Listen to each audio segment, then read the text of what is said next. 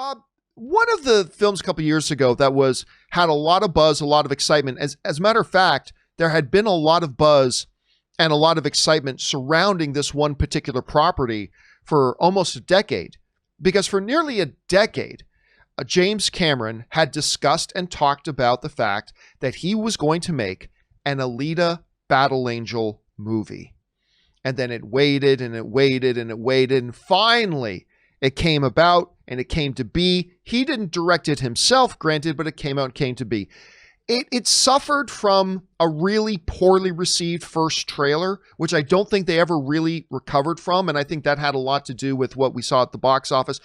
But it didn't end up flopping or anything like that. It didn't have the box office return that maybe it deserved. It wasn't a great movie, but I thought it was pretty good and I enjoyed it. Well, there have been a lot of people, dude, that have been wanting to see this movie come back to theaters.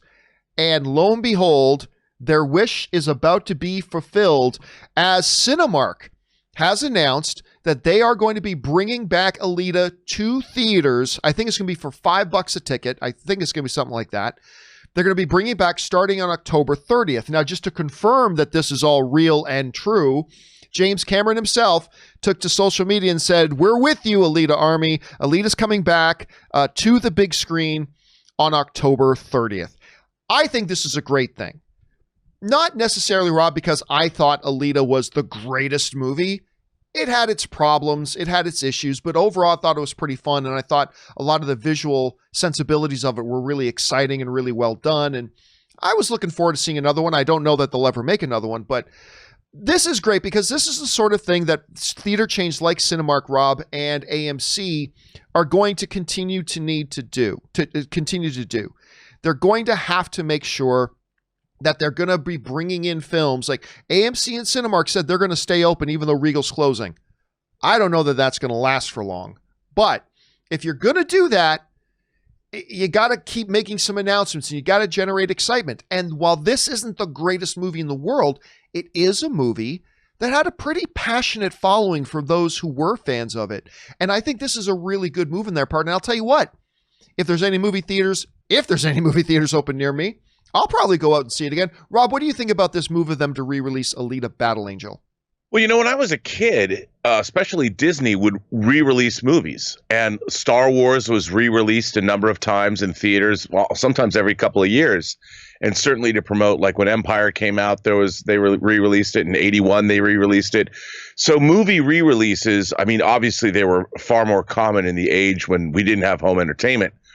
But I think this is a great idea. You know, I really liked Alita a lot. I saw it two times in the theater, and sure, a lot of the concepts were, I think, overly familiar to audiences. If the movie had come out 20 years before it did, I think people would have thought it was a little bit more fresh than it was. But I really liked it, and I did buy the special edition. There's a really cool special edition box set on 4K and Blu-ray, which I bought. And John, I'm very proud to tell you that it hasn't come to the shores stateside yet, but you can order it from Hong Kong and Australian retailers. The Alita hot toy is out in the wild. And I didn't know, sometimes Hot Toys announces things that don't get made. But in fact, if you go to, say, Justin's collection, that's a channel on YouTube, he recently did an unboxing review of the Alita hot toy, and it made me kind of excited, as much as I could be excited by a hot toy of Alita. But I'm excited, and it's nice to see. I hope audiences, especially younger audiences, go see this. Because I do think, despite the robot violence, I guess people are half human. I think it's the kind of movie that's inspirational to people, especially younger audiences that aren't as, say, familiar with the concepts that are in the movie. Now, look, I'm not going to pretend that there aren't some complications in doing this, but this is the exact sort of thing. Like, if these theaters do want to keep their doors open, they're going to have to start doing this. They can't just have the same, like, look, I love that Empire Strikes Back is still in a lot of these theaters, but you can't just rely on having the same movies there. Movie goers are used to having new content coming out all the time. And what I think they're going to need to start doing is exactly stuff like what they're doing with Alita Battle Angel. They got to take movies from the last 5 years and say, hey, you know what's coming back next week?